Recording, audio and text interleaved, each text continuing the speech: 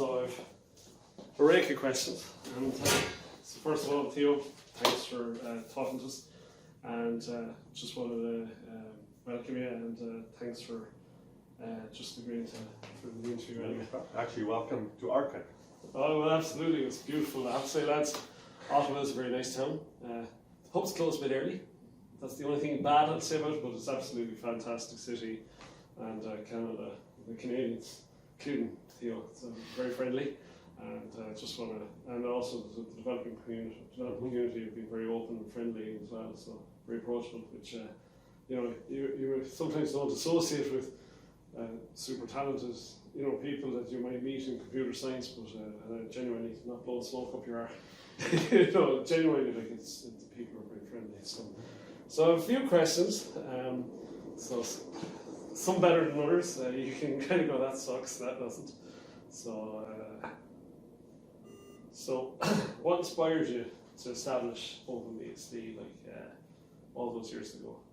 Well, it was a long time ago at the University of Calgary. I had access to the Sun source code while I was a student and a student system administrator. And so I just started reviewing code. Because I learned sockets and such, and I crashed the VAX running 4.2BSD. I just got curious about what was on the other side of this system call layer. So got into the kernel aspects. And later on, of course, leaving the university and access to the source code, and that's when the BSD code from CSRG came available. And then you ended up with a community mostly out of California, who were students and such like that who were involved in the university who had access to this, and so they had familiarity with, and they were following the same pattern as me. And there were a couple of people around the world in different places who also did what was very California-centric thing. Most of the California-centric stuff turned into like a FreeBSD community, like an idea to use these things outside sort of the BSDI sort of thing on the side, use it and advance it. But then also NetBSD showed up around that time, and I was involved in that community. And then they took my source code access away, and so then it was time to just.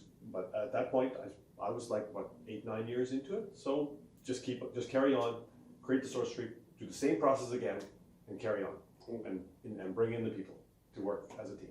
And that leads me on to the second question: who was your first colleague in OpenBSD that kind of came on with you and said, I like what you're doing, or almost immediately? So, of all the developers from the early days, the other one that's still around is Todd Miller. He was involved in quite a few of the user landing things. He wasn't really working on the kernel stuff. And then there was Chuck Cranmer, who wrote the VM layer. And he was the one who collaborated with me at fixing CVS, so that CVS could actually not run the system out of memory, which was necessary for non-CVS. So non-CVS, of course, being the thing which I think actually made OpenBSD as a third system actually become popular, because it changed the game. You didn't just get a release, and you didn't get a source code dump every 6 months or every year. You could participate and watch every single change, and if something was wrong in the tree, you could go back into the history and see where the change was made. You could see who made the change. The reason behind it. You could see who committed it. You could see who they collaborated with, and you could reach out to those people and discuss it with them, even if it's a long time ago. And so therefore, even old bugs could be fixed in the future. So it opened up the entire collaboration.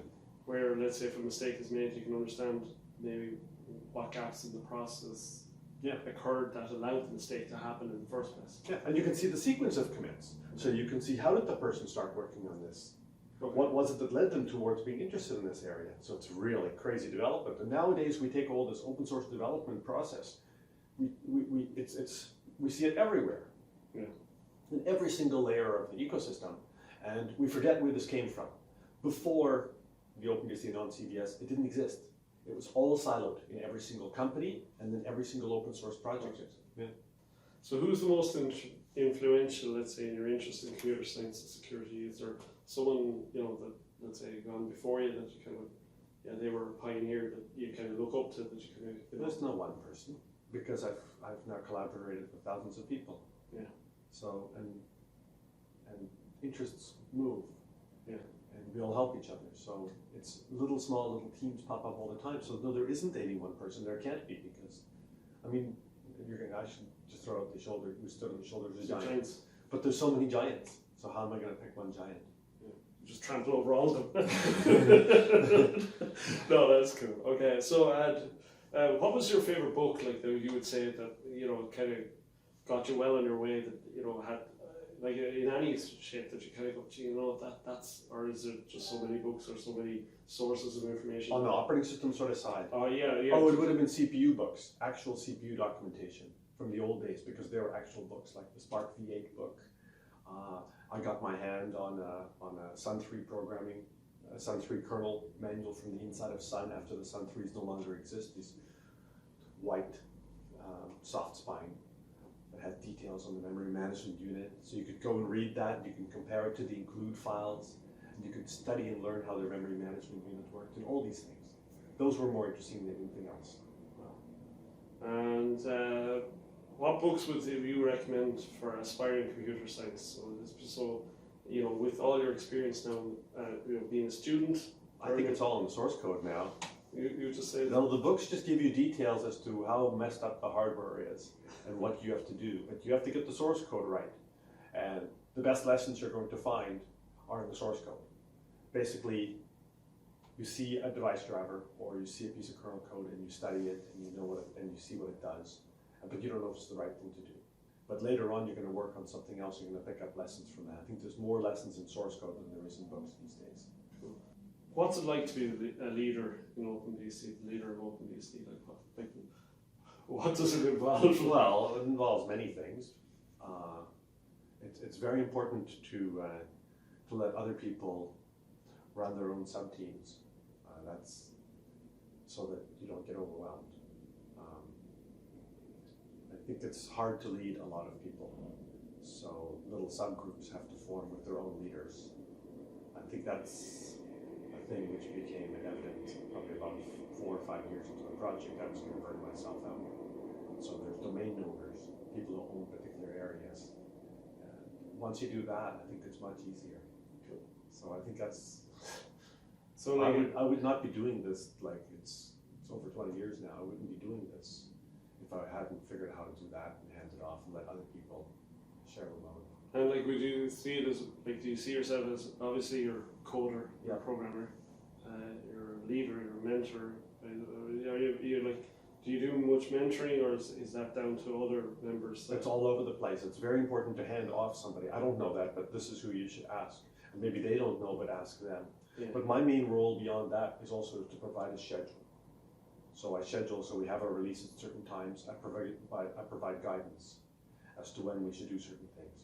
I keep track by communicating with people and knowing when there are bumps, that now would not be a good time because this other big thing is about to happen, so don't put this in right now. Oh, yeah.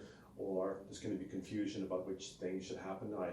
I don't the ports people, the package building people, and the ports people don't necessarily always speak about when would be a bad time for us to make major changes to the system.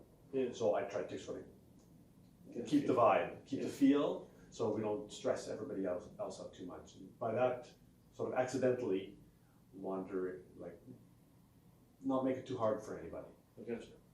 Well, that's cool. What's your favorite feature of OpenBSD? What part do you go, yeah, that's effing awesome?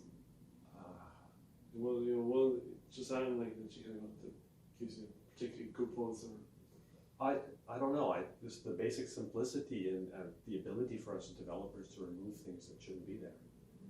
I'm very I really enjoy the agility of us to basically go and say, well, should we rethink this?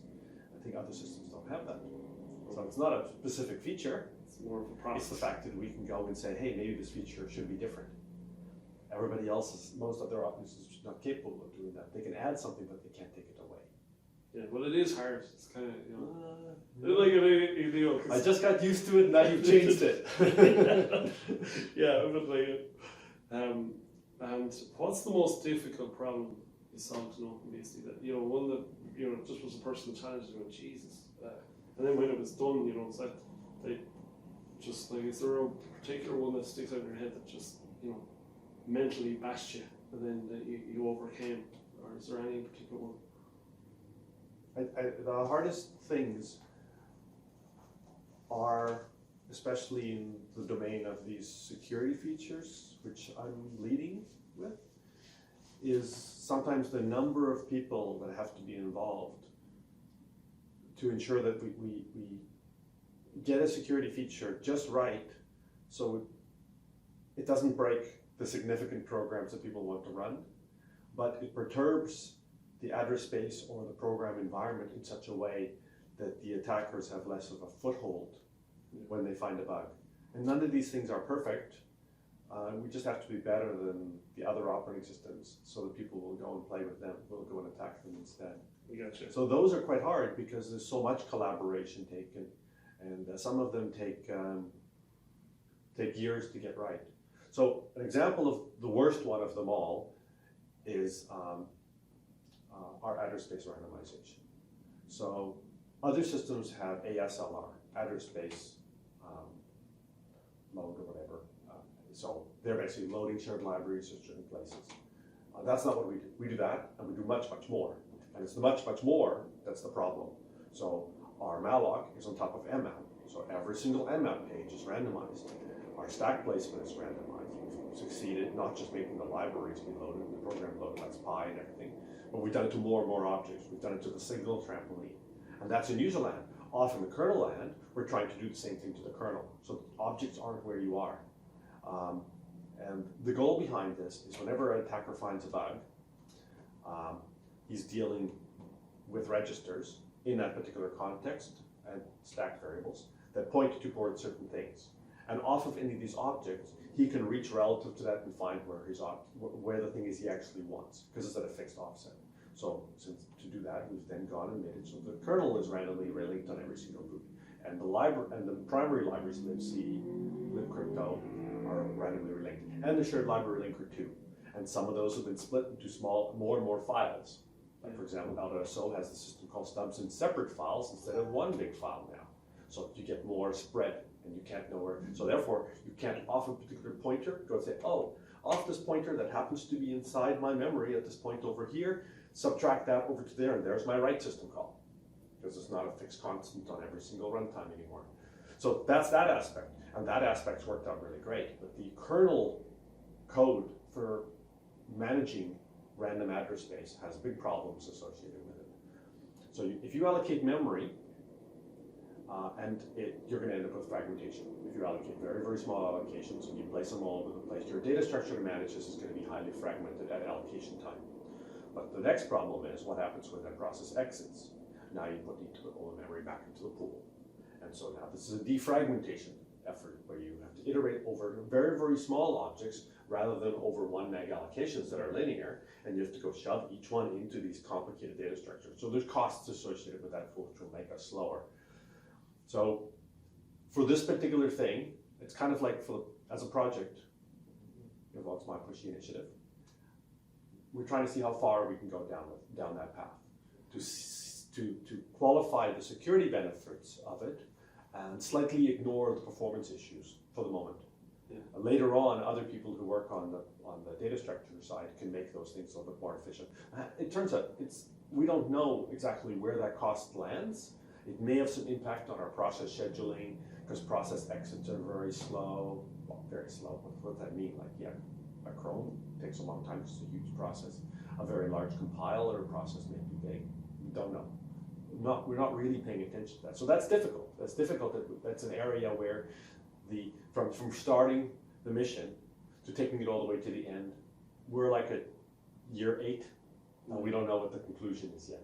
And does like the whole ASLR and the Carl and all that type of stuff, how do it, presumably means that your debug tools to actually try and look at... The debug tools don't care. Because the debug tools usually have symbol tables available. Okay. So based upon the symbol table, it will look at where the memory, at where the object is, and it knows what the objects are, so they work just fine. An interesting thing does happen though. Because we're randomizing this way, when a program goes off the rails, it tends to start damaging memory. So we actually don't necessarily get deterministic failures. We get slightly more indeterministic failures. And indeterministic failures might not smash exactly the same object every single time. Okay. And that's good, because you may end up with more crashes caused by the same bug. Okay. And so you have more opportunity To to catch hit a bug, which will teach you at least, hey, this area of code has a problem. So you get stronger hinting that there's a problem. I get you. Perhaps. Rather than the edge user cases where it comes back and you're And like, quite often, and quite often you may have a bug and it causes some damage, but years go by because the damage is inconsequential, but the bug is there or it's not observed. I'd rather have 7 different side effects from a bug, at least know there's a problem, and then start chasing it. Whereas you could have damage of a word that's overwritten, but it always happens to be something else. And then you change something in a faraway part of the system, and the layout just changes very slightly, and now it's hitting something. So you're familiar with this other area you're working on, and you're completely unfamiliar with the consequence of this area. Now you have to learn this because you suddenly see it, and you can't connect the dots. Yeah, so. Cool. What was your best day ever working on OpenBSD? Where you kind of, man, this is where it's That at. happen all the time. I was pretty proud 2 days ago when we got Chrome running with WXRX. It has issues. It's mostly the work of the Chrome guys, but nobody told us it might work now. And that's a pretty proud moment because the entire thing of WXRX in operating systems and that, it came from our initiative. Not just, it's unclear who originally came up with the idea. Many people may have come up with the idea, but didn't put the effort into shoving it into an entire operating system, which is. So Well, that's 2001. That's That's- write that's- or execute. So Yeah, so memory is never both writable and executable. So back in about 2001, 2002, we started pushing this into the operating system and fixing everything.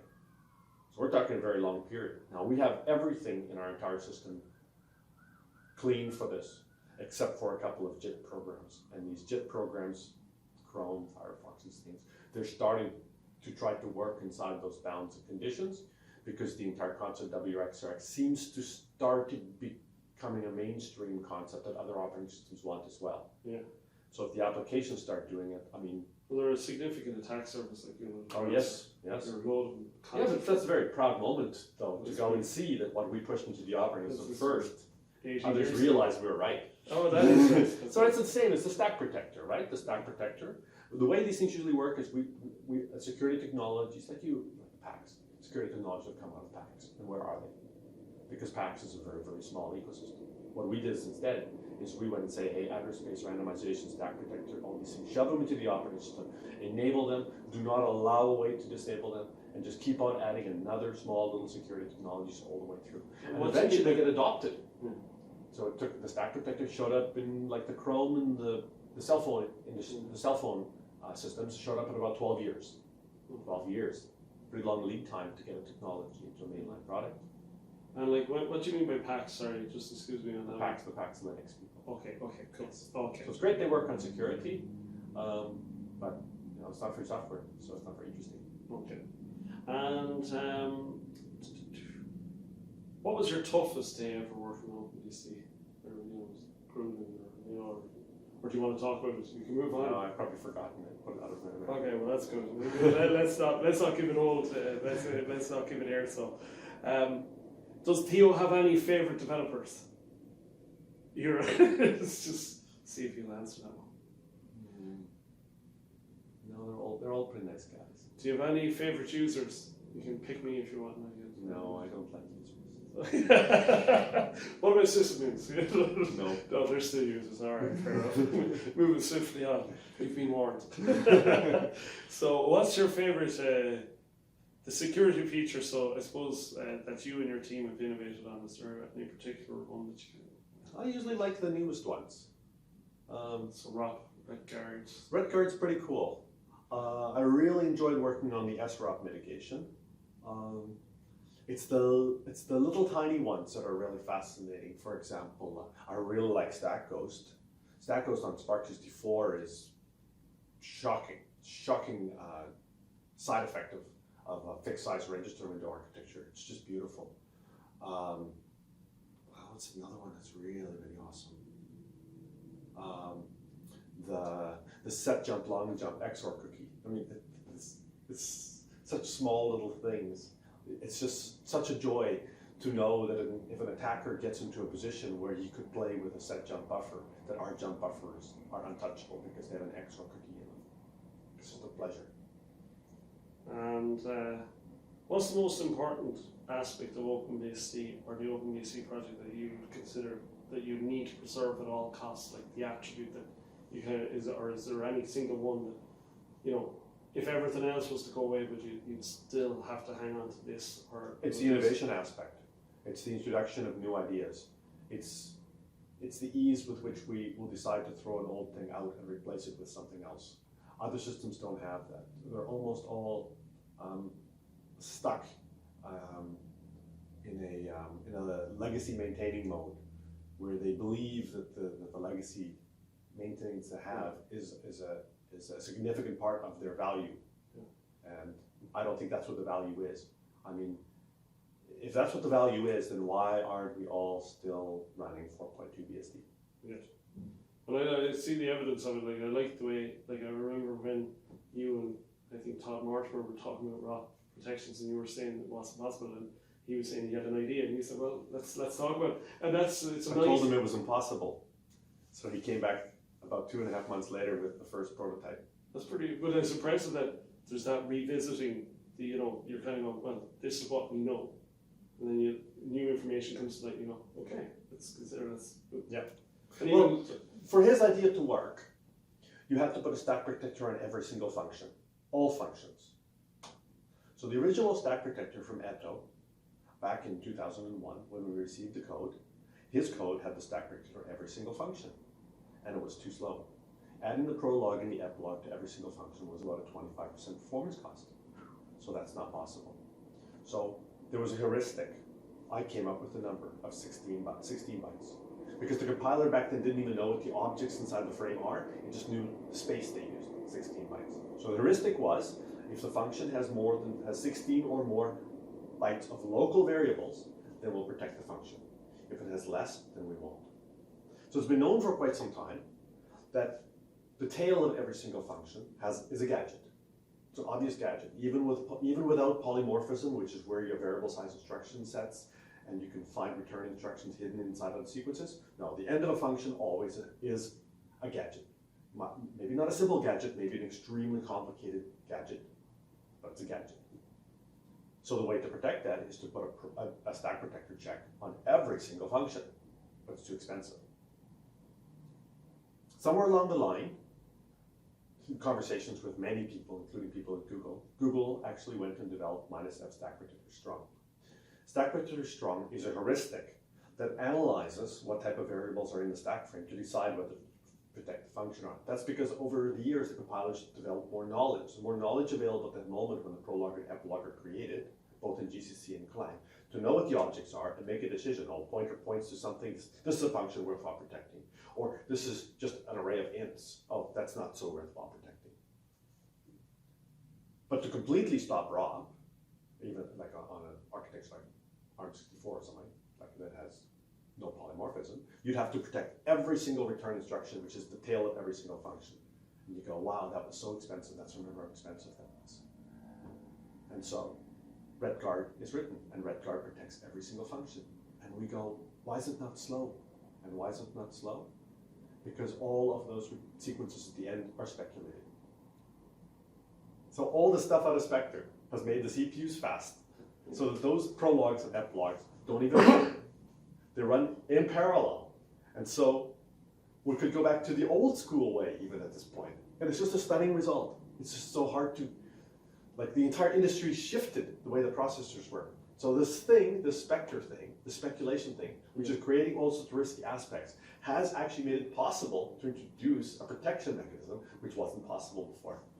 That's pretty cool. It's pretty But cool. I suppose also with the release of the information with Spectre and Meltdown and all that, probably it's made people looking at the way CPUs work and how they actually do this speculative execution. It's probably made it more mainstream, so more eyes on it. You know, But all we noticed is I still thought it would be slow, and it isn't. That's really what it comes down to. Because if Todd had said, oh yeah, I've succeeded in doing this, and it's still slow, then we wouldn't be doing it. Yeah. So it's like a parallel event or discovery at the same time. It's like, oh, we can do this. It was really impressive. Like, I remember Todd Mortimer's talk about the C3, the register, and just moving that to the second last. I think he couldn't do it on the last one because Clang exploded or something. And it was just a simple change, and it managed to reduce a lot of gadgets in Intel. On Intel, yeah.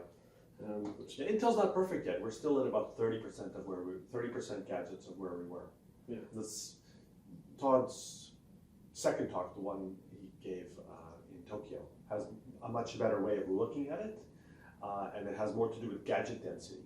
Because the concept is, inside a library, the attacker knows where the gadgets are. So if you have 17 gadgets that are exactly the same gadget, he'll reach for any one of them, so the same gadget. So you don't look at the total number of gadgets, you look at the gadget diversity. Okay. And you see, because you need diversity to actually... You need the diversity to construct the machine. You need. Yeah.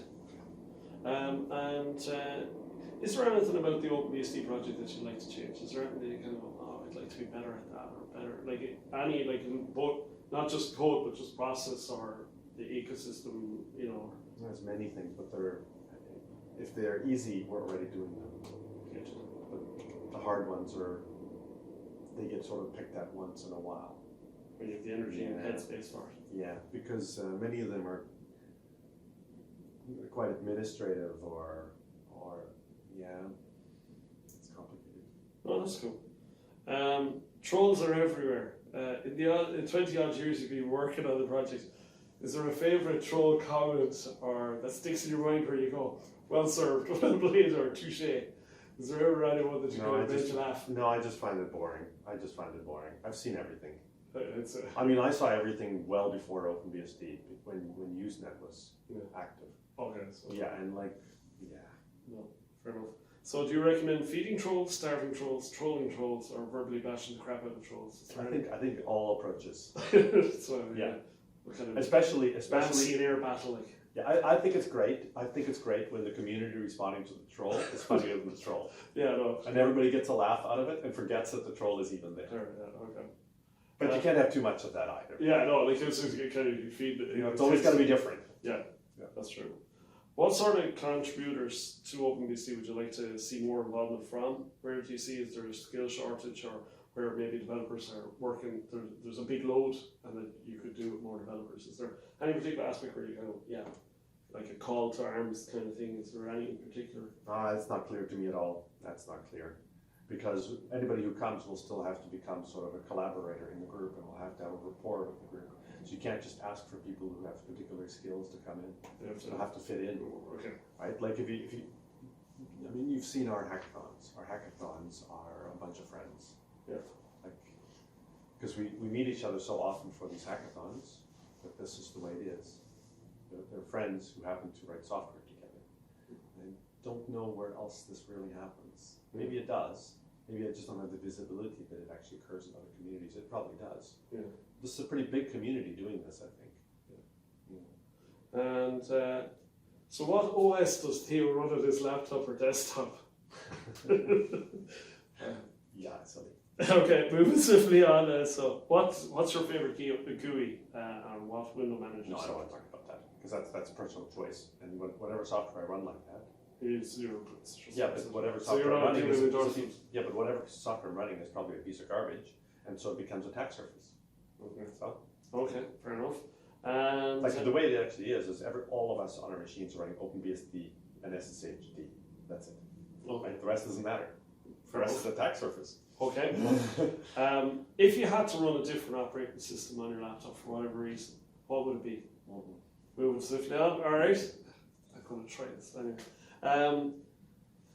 What if any, innovation have you seen in other operating systems that you kind of, I'd like to, at some stage, get around having that, or having people work on that in OpenBSD, or is that just something you do? No, that's something that someone else in the group would do, because I'm mostly working on the security side of things for myself. So each of us has got a narrow perspective that we really focus on, a slightly larger perspective where we're helping other people and collaborating with them, and then we have the whole systems approach after that. So inside the narrow space that I look at, I don't see anything we want from any other operating system. My subgroup is completely bombarded the security leadership component. Okay. Yeah. Okay. And do you think there will be OpenBSD powered mobile phones? And if so, or what's the biggest barriers to that happening? Or The problem with phones is that they're pretty much closed platforms. And as time goes by, they don't seem to be opening up very much. okay. It's a problem. And then even once we get towards doing that, they're very battery challenged. So most of the work we do with security, we spend all of our time allocating and freeing memory. It's going to chew the battery up. Okay. Next thing after that is input devices. That's pieces of software that we don't really work on. So how's that going to work out? Okay. What I would like to actually have, which might actually be achievable, is support for like some of the BlackBerry type devices, like keyboards, because at least we could deal with a keyboard. I mean, that's an input device, Yeah. which we have code that actually can already work, but those are very proprietary once again. So you never get documentation for these things. And so, are these? I suppose, what are the biggest barriers that you see for improving OpenBSD, or like, what can companies in the ecosystem do to help OpenBSD and open source software systems in general? I think the most important thing is companies producing hardware should make documentation available, because that encourages people in or outside the group to start working on supporting those types of devices, not just as Linux device driver dumps. Which is annoying. Well, no, they're source code blobs. Okay. The source code blobs are almost as annoying as the binary blobs because they have to be rewritten, but the documentation hasn't become visible. So people are still making guesses, and errors get introduced because it's like scribes copying documents, monks copying documents over and over and over, and errors being introduced step by step by step. That's what we're doing. We're not looking at the original document to see exactly what it is. We're looking at a Linux device driver which may have errors. I gotcha. And I suppose, sorry about this though. Do you think these barriers are obviously affected over that particular problem? It's not just unique to OpenBSD, it's across any operating system. Yeah, so what you're ending up with is Linux has got its device drivers that have to be well supported, with major vendors being involved. Then it's got like another tier of device drivers that's coming from the vendors. And then it's got further on devices that are even worse and worse supported. And all of this is thrown into the bag, and therefore they can't change any interfaces because there's too many of them. But then that's in Linux, so that's how it works over there. But then you get to like the other open source operating systems, and they pretty much have to make choices as to which devices they support and not support the other ones. Okay. And is there a cooperation between the various open source operating systems, between developers and operating? I don't think there's not really cooperation between operating systems. No, there's cooperation between developers. It's usually person to person. And do you ever tell people who've ignored your advice or predictions on ignoring your advice, I told you so? Or do you just let the CVEs speak for themselves? I smile. I don't do a lot of told you so.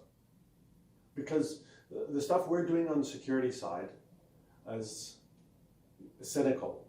We're cynical about the quality of the hardware. We're cynical about simple things like that. And we try to introduce complexity and entropy into them to make them harder to attack.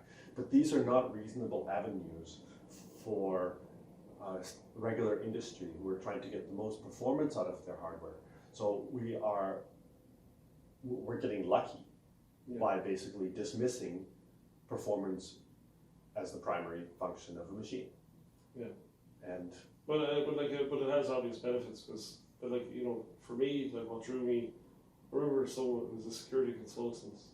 I was just assisting security consultant because if you're really paranoid, you can run OpenBSD because he said they focus on security because it was just management were worried about security and stuff like that. And I was asking which ones would you recommend, and he says, well, he says Linux is okay, it's not too bad. FreeBSD is okay, and he goes, if you're really worried about security, use OpenBSD. Yeah. And that was the first Yeah. kind of, it's like, oh, I need to look that up, you know. And I regret not following through on that need to look it up sooner. But it is that thing where if you do care about security, you know, it's synonymous with OpenBSD, which is kind of cool. It has become that way. Whereas it's not the real reason why I work on these things. When a piece of software is doing something wrong, I also want to be able to know that there's a bug and we can start fixing the bug. And when that actually helps with reliability, because you're actually the fact that you're running a program while you're testing, and you have all these. Yeah, it's like a full-time hardening system. Not hardening on the security aspect. It's like a full-time fuzzing scaffold, or it's. Ted O'Malley's talk about developing software in a hostile operating environment. It was an interesting, because I was going, what does he mean by that? And then when you actually watch the content of it, he goes, so when people say OpenBSD sucks because something doesn't work on it, he goes, no, it's the software sucks. It's not the, you know, it's just saying your bugs were just exposing them.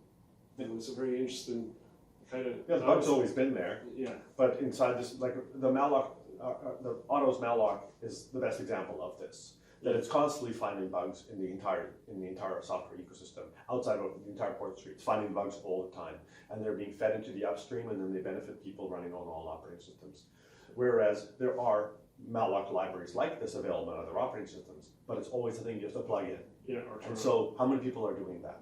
Yeah. So therefore, the discovery in the other systems, they could have an ecosystem for user base that's doing this. They could have a user base of 10,000 people, and they would discover they have 4 people plugging it in. Yeah. And so they're going to get fewer results of finding these problems than in OpenBSD, where every single one of our users is automatically put in the position of having to use this.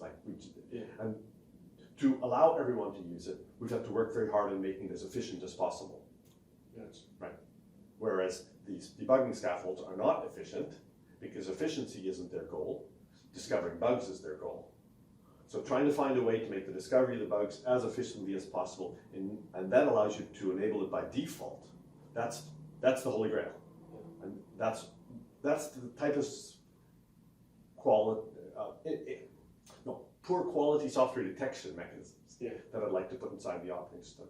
And since these poor quality software detection mechanisms trigger the bugs often, and in all cases kill the program, then people afterwards call it a security technology. It's not a security technology. Yes, it stopped the software dead in its tracks. That's a good thing, but it wasn't designed for security. But it's like Mike Larkin talked about WXRX, and he was saying, I wasn't looking at it more as, I'm quoting him, or he said, I'm not looking at it as a security thing, but more of a correctness. Yes. And it's that attention to detail, I think, that we, as a user of OpenBSD, might benefit from. Yeah. I'm working on another component, WXRX, today. So WXRX is from 2001, 2002. And this week, I have implemented another aspect of WXRX, which we never noticed before. It's amazing. And what is it? Or can you explain it easily? I can. Okay. So the change is to ensure that system call instructions from user land going to the kernel can't happen from a writable page. So we've made it so in general processes have WXRX enforced, but there are a few programs, JITs in particular, like Chrome, Firefox, and such, in the port street, and we mark those binaries as exceptions to the rules with a linker flag called WX needed. They need WX simultaneously, and they only operate in this mode if they're on a file system which has WXRX permitted, user local. Yeah. If you're paranoid and you don't run these programs on your system, then you wouldn't make the file system WX allowed. Okay. So, but once in a while you do have these programs which are operating in this mode. Now, the risk factor is, what if one of these programs gets exploited and the fellow is running code inside the JIT environment? That memory is writable and executable. So what if he can now revert to the old school way of attacking software, which is he takes control and he's got a buffer that he just places there, which contains code, jumps to it, and starts doing system calls. Yeah. Well, what I'm going to do is I'm going to say that system call is coming from a writable page. So we're going to ignore. No, so I'm going to kill the process. Kill the process, Right. And it's impossible for the attacker there to do a system call to make that system call not writable, because he has to do a system call to make the system call not writable. They can't do a system call. So now we're forcing the attacker that if he does want to do a system call from this JIT space, he must instead use one of the system call instructions that occurs inside the executable that's doing it, which will be in libc, or there's another one, now more system calls in the shared library linker, but he has to find them.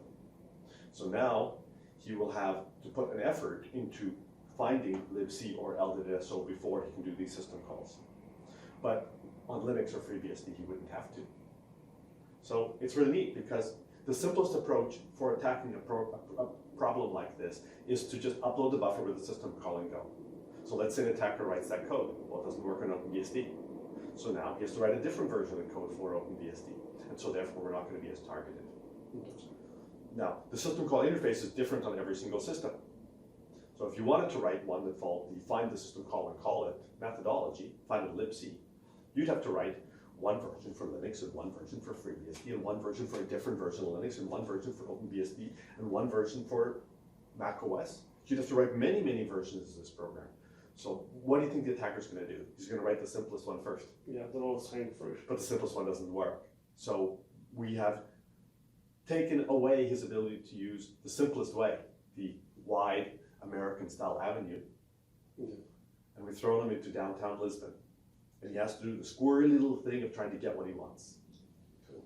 So because you're the lowest hanging fruit, or not the lowest hanging fruit, it's kind we're at the top of the tree. Yeah, and that's yeah, absolutely. I'm sorry, yeah, well, certainly I think that absolutely. Okay, and sorry, now what's the OpenBSD Foundation, and what's its function, and how does it influence decisions, technical, management, or financial, or like how does it interact with the developing community? It doesn't. Okay. Okay. So the organization of a project foundation it works like this. The project is only the software developers. Okay. Only as a software development team, I run the resources that the developers work on, and developers have their own resources. The foundation is a federally incorporated not-for-profit that receives donations, looks all official and everything, and then based upon requests from the development community, typically coming from me, but sometimes coming from one or two other developers, will provide financial assistance towards well-defined projects.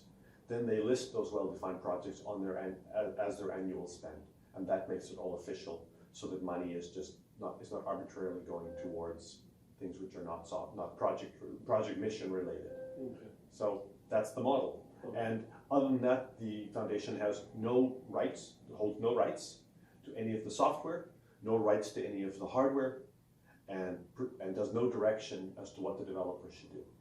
And was that, and what was the primary reasons for that? Was it just to protect the development community? Or? I'm not on the foundation. It's a complete separation. So the directors decided to build an organization which could fund the project and do this. Okay. And that's good, because it's very difficult to run a project like this and keep it separated from foundation. So foundation has to be another item, which is why I wasn't even receiving funds directly into the single organization and processing them there. It's hard to provide rules and regulations. That turns pretty soon into a regular corporation, not a not-for-profit. Okay. So this isolation is much easier. Okay, and that kind of keeps the project, I suppose, independent. Would that be right? Yeah, completely independent. Okay. Independent, except for there's a bit of money coming in, and it's nice to have. Absolutely, Yes. It is needed. Yes, but it only resolves the problems that are actually necessary for the project to make problems go away, which is operating the hackathons, it's air conditioning, it's electricity, it's some network costs. Connectivity. And which? Connectivity. Yeah, connectivity. Yeah, the resources the project needs to actually do it. And the largest amount of funding is for the hackathons, which is basically, that's collaboration. Well, you also see it like I track tech, or at least try to keep an eye, just look at it, and you see the surge in activity and communications around the hackathons, around, you know what I mean. So it's obviously good for, and you often see from the reports as well on undeadly.org, the cool stuff that developers are working on.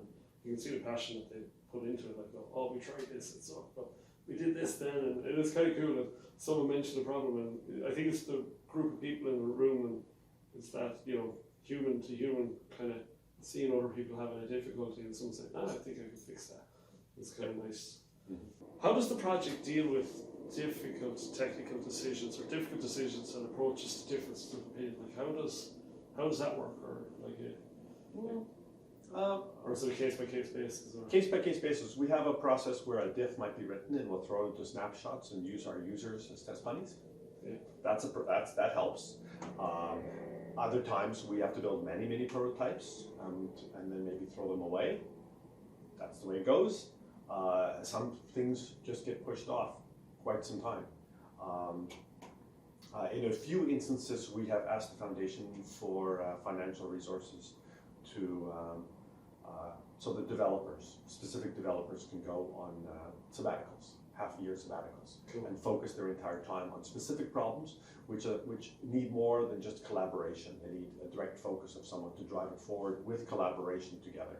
Is that like the simulation Claudio with OpenBGPD? No, OpenBGPD was not done with foundation resources. It was done with resources directly from internet exchanges.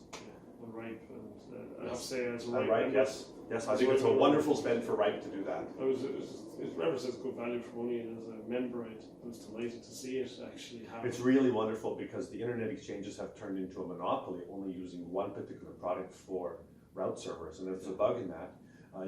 The European network is very dependent on internet exchange quality, so losing 2 route servers based upon one bug at any of the 10 internet exchanges in Europe would be catastrophic. Exactly. Absolutely. No, it's good for it's like biodiversity. Yes, exactly. It's like that diversity of software. It's kind of like Bind and NSD, which I think NSD was funded by partially by Ripe as well in the past. And Illnet. And NLS, so and that's very positive, and it's part-based, which is great. Yes, so now we actually have a robust ecosystem. So the next dangerous one is actually one we're involved in, which is OpenSSH, which has largely turned into a monopoly, with most of the other SSH client and server groups just not keeping up with keeping the quality of the software high, keeping up with standards. Sort of dying out. So, but it's kind of, I suppose that's a tribute to the success of OpenSSH. It is, but monopolies are also a bad thing. Even if they are open source projects maintained by people who have the best intentions, it still is not the right. It still is. There's something still wrong. There's something a little bit broken here. So are you so how would you propose that, or what are you thinking? Are you saying like you would actually start an OpenSSH alternative as a project? No, we already did that once. And someone else's problem. But it'd be great if someone else did it. Competition is always good because you can innovate. And especially because of the way we're approaching OpenSSH. We're spending a lot of time recently removing things which shouldn't be there anymore to try to decrease the attack surface of it and bring it down to the most modern primitives. It'd be good if others collaborated along that way. Yeah, I get you. And is it something that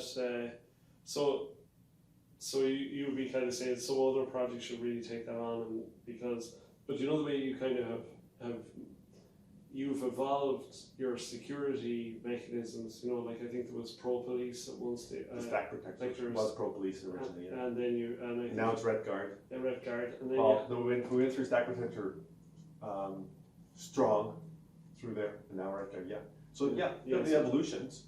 But I get you. But it is quite a big. It has a massive penetration. Like even being used by other projects that have significant licensing differences of priority. Yeah. What is a hackathon? Why do it? And why support them? So, a hackathon is a place with. I'll start. A hackathon is a place for collaboration. Either Niels Provost or I came up with the word back in 1999. The first hackathon was held in my house in Calgary. June 4th this year is the 20th anniversary of the first hackathon. I think there's been 75 of them now. What happened at the first hackathon is illustrative as to the purpose of them. In 1999, during that week, I think there were seven, maybe 9 of us, took IPsec, which was a jumble of code that no one had ever could put into a real operating system. It was just in research operating systems. And IPv6, which is the same type of code, into OpenBSD, and shipped an OpenBSD snapshot, which used to take 4 days to build back then. 4 days later, we shipped an OpenBSD snapshot that had working IPv6 and IPsec. Cool. At the same time, a couple of us were working on a thing called OpenSSH that we had just begun. It's completely crazy what happens at some of these events. That's what a hackathon is. Cool.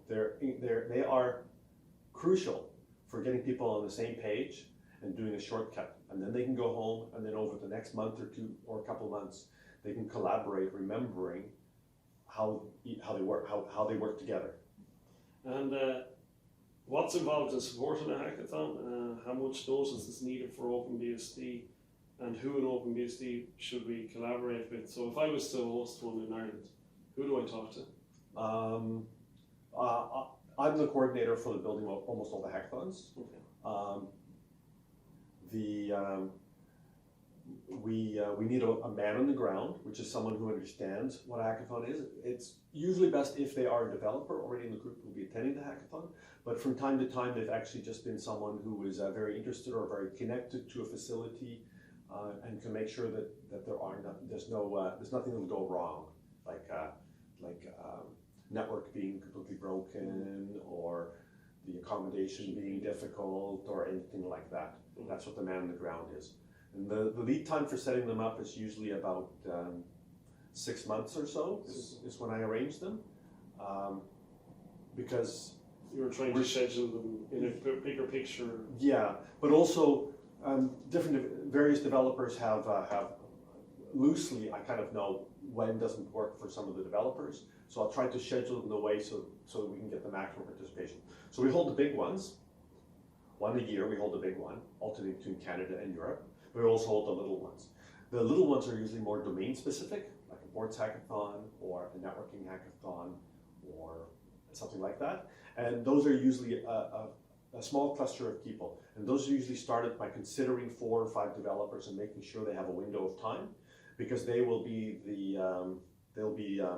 center that will then attract more developers to come. So we can build a team that's more than just 4 or 5 people, aiming for usually about 20 people at a mini hackathon. Okay, cool. And then the general hackathons, the big ones, like this, how many do they attract? I think we've hit 67 once. But recently they've been sort of around the 45, 50 number. Okay, cool. So it's literally a good low cost let's say reasonable cost accommodation, good network connectivity, safety obviously for developers. And is there any other considerations? No, it's nice if there's a place that people haven't been, because then you sometimes get developers doing a little bit of hackathon tourism. Do you like, let's say, the guy at the ground or the girl on the ground to like try and organize some kind of extracurricular? No, we don't usually do very many socials. They sort of just develop on their own. Okay. Yeah. Leave it. Yeah. Au naturel. Okay. Yeah. Perfect. And what would you like to see less of in the entire, let's say, computer ecosystem? Like, what's your public enemy number one that you can go, this needs to go and it would benefit everyone if it was gone? So, like, what do you think is the biggest challenge to users of computers, I suppose, and computers? I think the biggest risk in the software ecosystem right now is WX or X violating JITs. The old school attack methodologies work too easily against them. And fixing that is hard. I mean, it's a very, very low level thing, which I think has tremendous consequences on attack surface, not just on OpenBSD, but on every single operating system. And if those JITs were fixed, all the operating systems could adopt WX or X, so the whole vast number of other solutions become easy once WX or X is gone. But it's like a funny old decision that that thought that the Emprotect system call was extremely slow on old VMs, and so people designed these things that way. What would you like to see more of in the entire ecosystem that you kind of know that, you know, it's universal that you kind of, that'd be kind of cool if just everyone was starting to do way more of it. I don't know. Now I'm a bit tired. Yeah, no, that's fair enough. But ultimately, what would Theo, so second last question, so what would Theo like people to know about you? What would you like to, is there anything that you, it's an odd question, but I said I don't know what to say. And finally, what would Theo like people to know about OpenBSD? No, now I'm tired. Yeah, fair enough. No, that's cool. Well, look, I think. And I don't engage in that way, really, right? Ever, like It's just whatever happens, right? Well, it's been going pretty good. Like I suppose the main thing to know about me is that I just am doing this for fun, and I'm not frazzled by anybody else's opinion as to the fact that we should be doing something else. We're doing this for ourselves. I thought you were doing it just for me, but now I'm upset.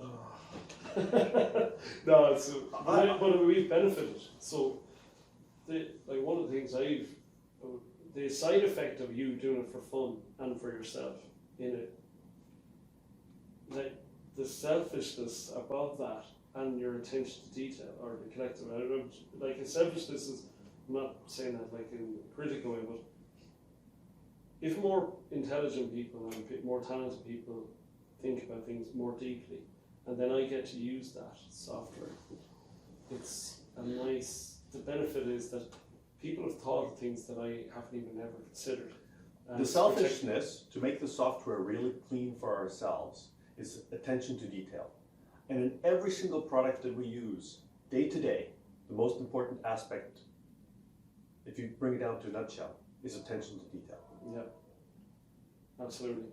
Car safety is attention to detail. Road infrastructure is attention to detail. And everything about engineering is attention to detail. And the way a system worked in the past does not necessarily mean it should work that way in the future.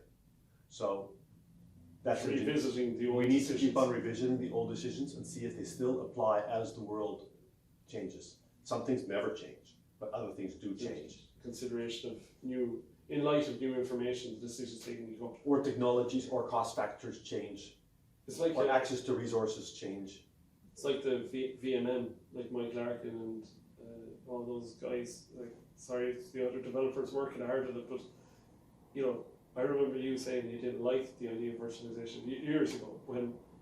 But I'm really delighted to see that coming through the VMM, and I'm like to see that the VMM is quite unique and it's reassuring. You know, that trying to create a secure virtualization environment with privilege separation, with all the nice innovations. Doing it the best we can.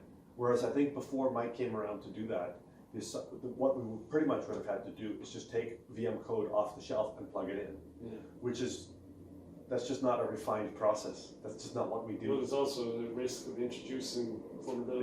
Exactly, because it isn't something that we would have complete full stack domain expertise. And so we do have people who have full stack domain expertise regarding this. And so fully integrated, I'm comfortable with it. Well, Theo, I've taken enough of your time. Sorry about that, and I appreciate your time. Keep up the good work. Thank you. Cheers. Man, thank you for that. You're welcome.